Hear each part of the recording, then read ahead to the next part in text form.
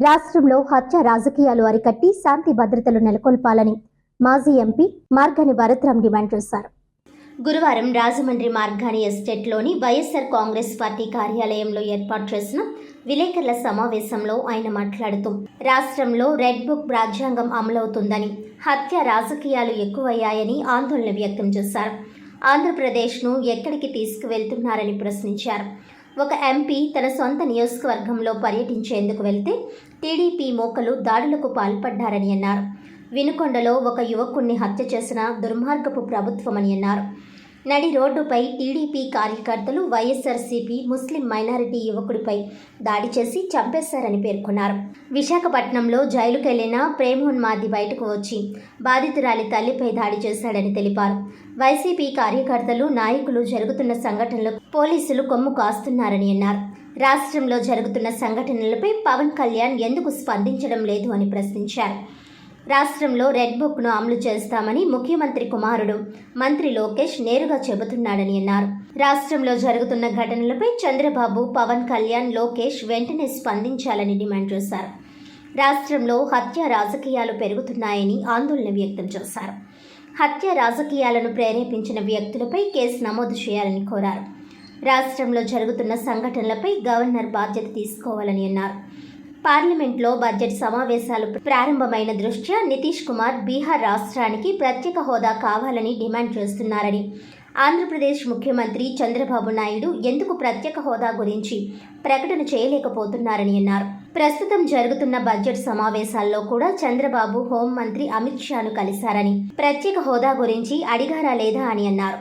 కేంద్రంలో మైనారిటీ ప్రభుత్వం ఉన్నప్పుడు ఆంధ్రప్రదేశ్కు జరగాల్సిన న్యాయాన్ని ఎందుకు అడగలేకపోతున్నారని ప్రశ్నించారు. ఆంధ్రప్రదేశ్కు ప్రత్యేక హోదా కావాలని అసెంబ్లీలో తీర్మానం చేసి కేంద్రానికి పంపాలని కోరారు. తమ ప్రభుత్వంలో రాజమండ్రిలో చేసిన అభివృద్ధిని కాపాడాలని కోరారు. వీలైతే మరింత అభివృద్ధి చేయాలని పిలుపునిచ్చారు. కంబాల చెరువు పార్కుకు టికెట్ తీసేస్తామని గతంలో చెప్పారు, ఎందుకు తీయడం లేదని అన్నారు. కాంట్రాక్టర్ పర్సంటేజ్ ఇస్తున్నాడా అని టీడీపీ నాయకులను ప్రశ్నించారు. హ్యాపీ స్ట్రీట్ను కోటిలింగాల ఘాటుకు మార్చేశారని, అక్కడ బ్లేడ్ బ్యాచ్, గంజాయి బ్యాచ్ మినహా ఏమున్నాయి అని అన్నారు. తమ హయాంలో యోగా బొమ్మలు ఏర్పాట్లు చేశామని, దానికి నల్ల రంగు వేసి విగ్రహాలను పాడు చేశారని అన్నారు. టీడీపీ పాలన రాజమండ్రి కళా విహీనంగా తయారైందని ఆవేదన వ్యక్తం చేశారు. ఫ్రీ ఇసుక పేరుతో టీడీపీ నాయకులు అక్రమార్జనకు పాల్పడుతున్నారని అన్నారు. ఈ కార్యక్రమంలో నగర అధ్యక్షులు అడప శ్రీహరి, వైసీపీ నాయకులు ఎన్వి శ్రీనివాస్, మధ్య అప్పారావు, మార్తి లక్ష్మి, వాసంశెట్టి గంగాధర్, కడియాల శ్రీనివాస్, కడలి వెంకటేశ్వరరావు, కన్నుబోయిన సాగర్, బిల్డర్ చిన్న, నాయకులు తదితరులు పాల్గొన్నారు. మిత్రులందరికీ కూడా నమస్కారం అండి. ఇవాళ ఆంధ్రప్రదేశ్ రాష్ట్రంలో ఏం రాజ్యాంగం నడుస్తూ ఉందండి? రెడ్ బుక్ రాజ్యాంగం నడుస్తుందా? అసలు జరుగుతున్న సంఘటనలు గడిచిన 40 రోజుల్లో అసలు ఏం చేస్తూ ఉన్నారు? లోకేష్ గారు చెప్పినట్టు ఇదేంటంటే రెడ్ బుక్ రాజ్యాంగమా? ఆయన చెప్పినట్టు రెడ్ బుక్ రాజ్యాంగమా? అసలు మనం ప్రజాస్వామ్యంలో ఉన్నామా, ఎక్కడున్నామా అని అడుగుతా ఉన్నాం. ఇవాళ ఉదయము మా పార్టీ పార్లమెంట్ సభ్యుడు ఆయన నియోజకవర్గానికి వెళ్తే, మిథున్ రెడ్డి గారు ఆయన నియోజకవర్గానికి వెళ్తే ఆయన పైన రాళ్ల దాడి చేస్తున్న పచ్చ పార్టీ నేతలు ఇదా చేసే కార్యక్రమం?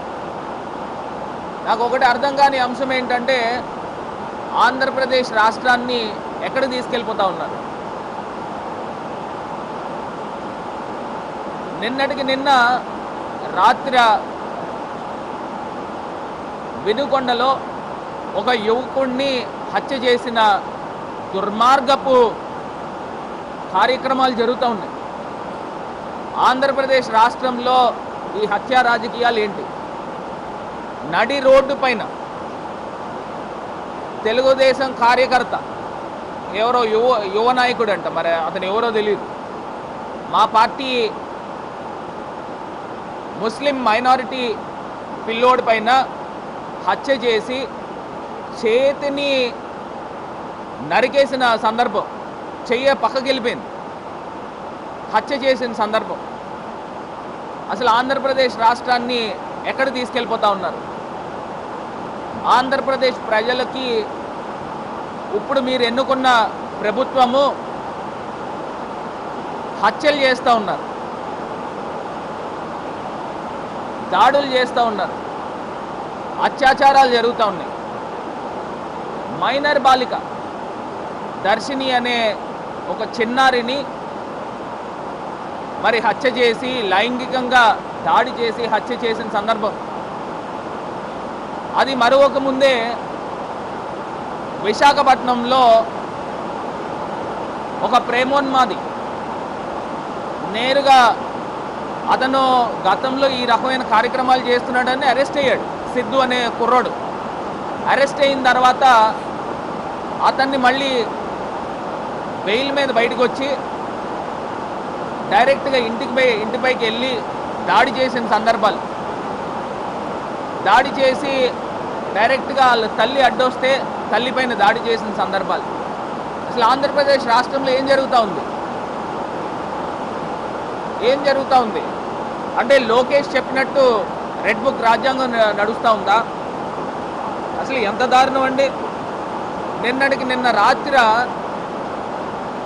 ఒక రషీద్ అనే మా కార్యకర్త పైన ఈ రకమైన దాడి ఎంత దారుణం అండి ఇది. సభ్య సమాజం కూడా సిగ్గుపడే విధంగా ఈ రకమైన ఘటనలు ఎప్పుడైనా ఉన్నాయా ఆంధ్రప్రదేశ్ రాష్ట్రంలో?